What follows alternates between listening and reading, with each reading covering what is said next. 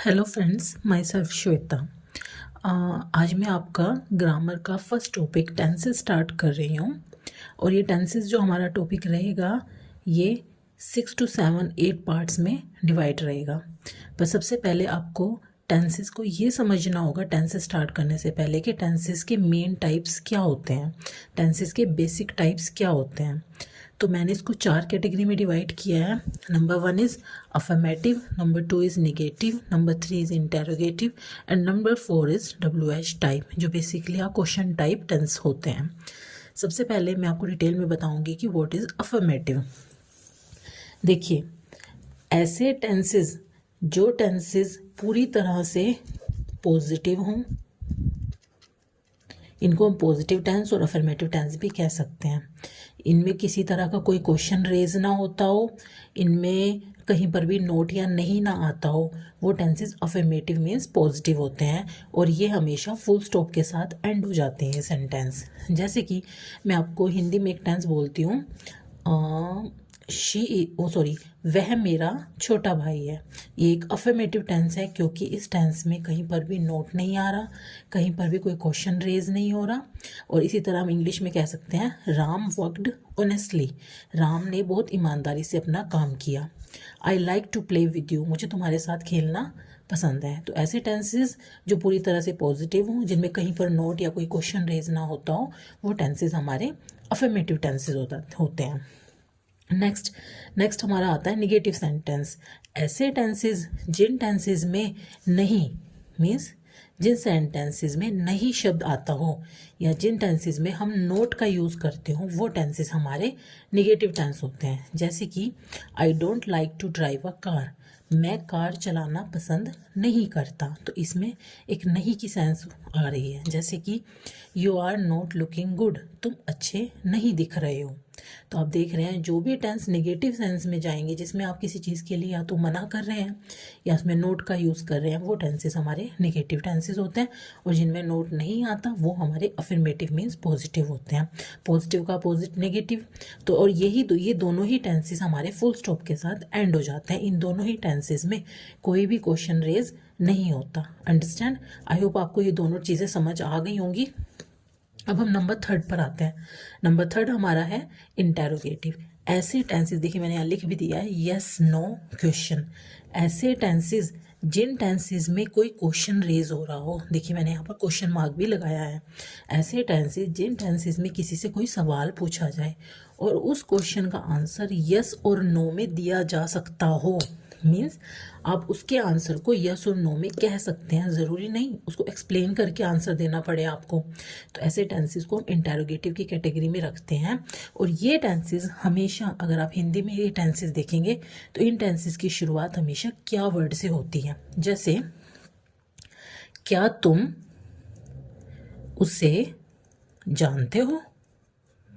तो देखिए इस टेंस की शुरुआत क्या वर्ड से हुई और इस टेंस का एंड एक क्वेश्चन मार्क पर हुआ। और इस टेंस में एक क्वेश्चन पूछा जा रहा है जिसका आंसर हम यस और नो में दे सकते हैं। क्या तुम उसे जानते हो? हाँ, मैं उसे जानता हूँ। नहीं, मैं उसे नहीं जानता। समझ रहे हैं आप? इसी तरह आप इंग्लिश में देखिए, did you eat your breakfast, did you eat your food, क्या आपने अपना खाना खाया? तो आप हाँ और ना में आंसर दे सकते हैं। आर यू कमिंग टुडे, क्या आज आप आ रहे हैं? तो आप हाँ और ना में अपना आंसर दे सकते हैं। तो इस तरह के टेंसेस जिनकी शुरुआत क्या वर्ड से होती हो और जिनके आंसर्स आप यस और नो में कर सकते हैं, वो टेंसेस हमारे इंटेरोगेटिव टेंसेस कहलाते हैं। अब नेक्स्ट आइए, नेक्स्ट हमारे होते हैं WH टाइप टेंस। देखिए ये भी एक तरह के इंटेरोगेटिव टेंस ही हैं, बट फ़र्क सिर्फ इनमें इतना है कि इन टेंसेस के आंसर आप यस और नो के अलावा डिटेल में दे सकते हैं। इनके टेंसेस के आंसर आप यस और नो में केवल नहीं दे सकते, आपको थोड़ा एक्सप्लेन करके आंसर को देना होगा। जैसे कि, और इसीलिए मैंने इसका नाम यहाँ पर WH टाइप टेंस लिखा। WH और क्वेश्चन, और ये सारे टेंसेस भी क्वेश्चन वाले होंगे। जैसे कि वेयर आर यू, तुम कहाँ हो। उसने आपसे पूछा तुम कहाँ हो, ये उसने आपसे एक क्वेश्चन रेज किया। अब आपको इसका आंसर करना है। इसका आंसर आप यस और नो में नहीं कर सकते, इसके आंसर को आपको ब्रीफली या डिटेल में एक्सप्लेन करना होगा। जैसे कि व्हेन विल शी कम, वो कब आएगी। व्हाट आर यू डूइंग, तुम क्या कर रहे हो। समझ रहे हैं आप? तुम कैसे हो, आप कहाँ जा रहे हो, तुम कौन से स्कूल में पढ़ते हो, ये सारे टेंसेस आपके WH टाइप के अंडर आते हैं, जिसमें आप where, when, what, why, how, ये सब टेंसेस आप इसमें देखेंगे। ये टेंसेस के क्वेश्चन वर्ड जो होंगे वो ये होंगे, इन चीज़ों को हम क्वेश्चन वर्ड बोलते हैं, why, how, where, when, what. तो ऐसे टेंसेस जिसमें क्वेश्चन वर्ड दिया होगा, जो क्वेश्चन मार्क के साथ एंड होंगे, जिसका आंसर आप यस नो में नहीं दे सकते, आपको एक्सप्लेन करना पड़ेगा, वो सारे टेंसेस WH टाइप में आते हैं। होते ये भी इंटरोगेटिव ही हैं, बट इनको मैंने अलग से लिखा है यहाँ पर आपके समझने के लिए। आप इसको WH टाइप कह सकते हैं। क्लियर? आई होप इसको अच्छे से आप अच्छे से समझ गए होंगे। आइए अब मैं आपको सबसे नेक्स्ट टॉपिक देखिए।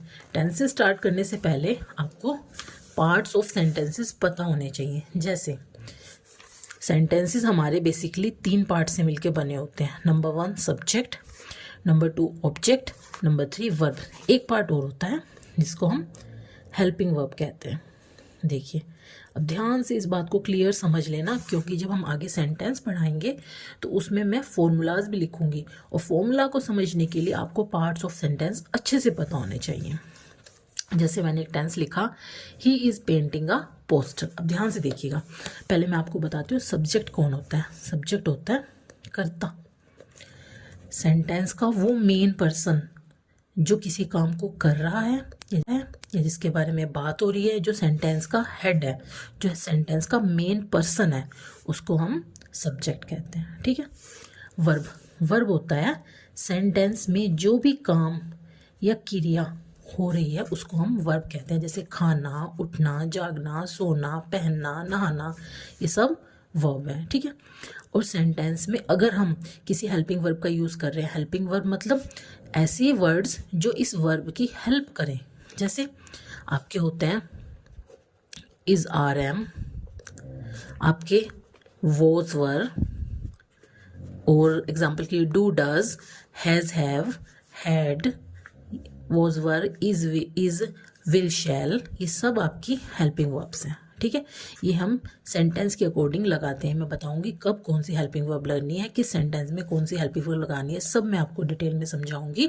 बट आपको इस वीडियो में आपको ये समझना है कि हेल्पिंग वर्ब है क्या। तो इसलिए मैंने आपको बता दिया ये चीज़ें हेल्पिंग वर्ब होती है। वर्ब क्या होती है? कोई काम या क्रिया, और सब्जेक्ट क्या होता है? कर्ता, मेन हेड जो सेंटेंस का जिसके बारे में बात हो रही है, जो किसी वर्ब को कर रहा है, वो हमारा सब्जेक्ट है। और इसके अलावा जो बच जाता है आप उसको ऑब्जेक्ट में काउंट कर सकते हैं। ठीक है।